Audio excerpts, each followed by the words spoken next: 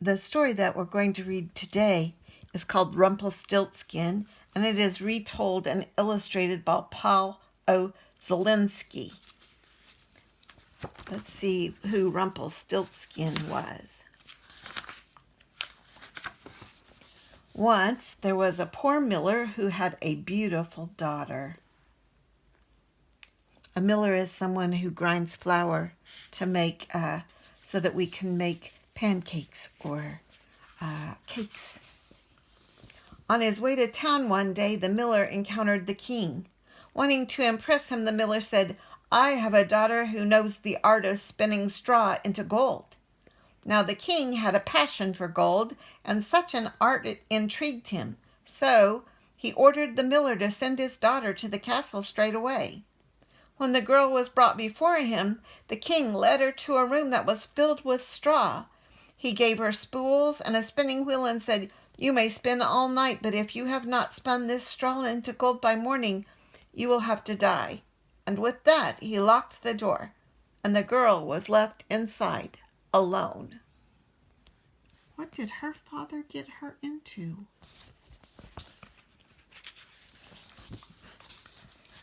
There sat the poor miller's daughter without the slightest idea how anyone could spin straw into gold. For the life of her, she did not know what to do. She grew more and more frightened, and then she began to weep. Suddenly, the door sprang open and a little tiny man stepped in. "Good evening, Mistress Miller," he said. "Why are you sobbing?"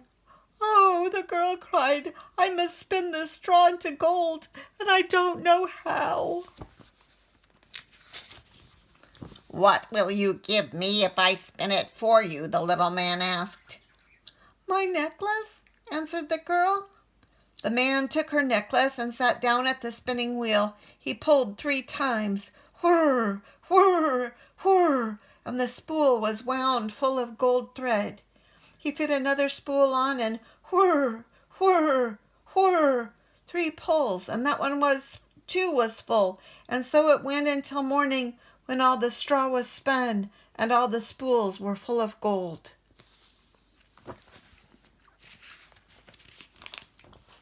When the king came at sunrise, he was amazed and delighted, but all that gold only made him greedier. So he led the miller's daughter to a larger room filled with straw, and ordered her to spin this straw too before dawn if she valued her life. Do you know what greedy means? It means you always want more. The girl did not know what to do. She began to weep. Once more the door opened and the little man appeared. "What will you give me if I spin this straw into gold for you?" he asked. "The ring on my finger," answered the girl, and the little man took her ring. Then he set the spinning wheel whirring, and before the night was over, he had spun all the straw into gleaming gold.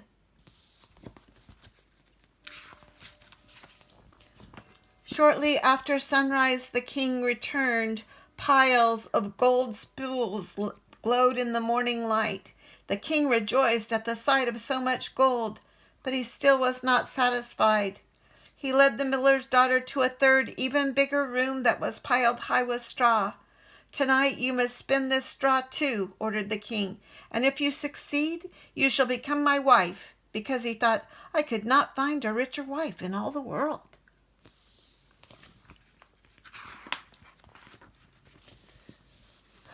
When the king had left, the little man appeared for the 3rd time.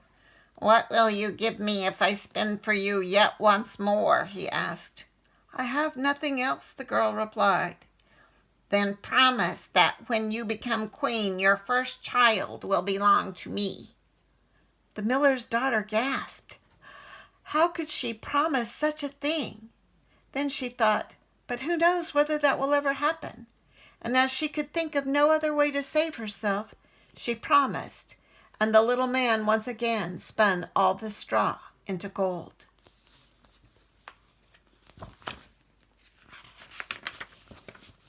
When the king came in the morning and found everything as he had wished, he married the miller's beautiful daughter, and she became a queen.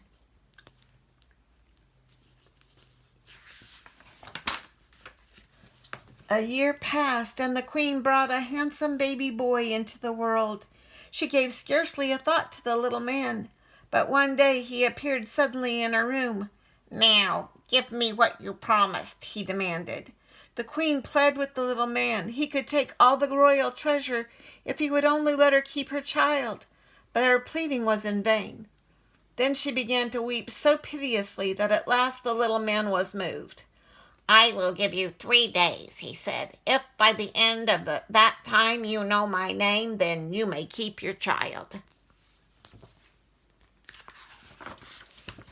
Long into the night the queen sat, and through the next day, thinking over all the names she had ever heard.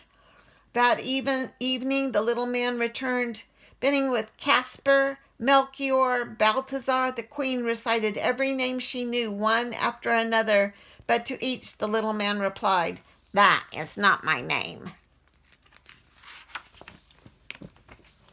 The second day the queen had inquiries made in town, searching for new names, and when the little man came that evening, she posed the strangest and most unusual ones for him. She tried Beastie Ribs and Leg o' Ram and String Bones, but he would only reply, That is not my name. Now the queen grew truly frightened, and she sent her most faithful servant into the woods to look for the little man. The servant, searching through thickets and over clearings deep into the forest, at last, near the top of the high hill, she spied him. He was riding on a cooking spoon around a great fire and crying out, I brew my beer, I bake my loaves, and soon the queen's own son I'll claim. Oh, lucky me, for no one knows that Rumpelstiltskin is my name. The servant made her way back as fast as she could manage, and at midday reached the castle. You can imagine how glad the queen was when she heard the name. Late that evening the little man arrived. Now, Miss Queen, he said, do you know my name, or do I take the child? So the queen asked him, Is your name Will? No. Is your name Phil? No. In that case, is your name Rumpelstiltskin? The devil told you that! The devil told you that! Shrieked Rumpelstiltskin, and in a fury he jumped on his cooking spoon and flew out the window. And he was never heard from again. The end. Can you imagine? He was a wicked little man. He did a good deed for the queen, but he had his goal was bad. I'm so glad she heard his name. I'll look forward to seeing you tomorrow morning. Bye-bye.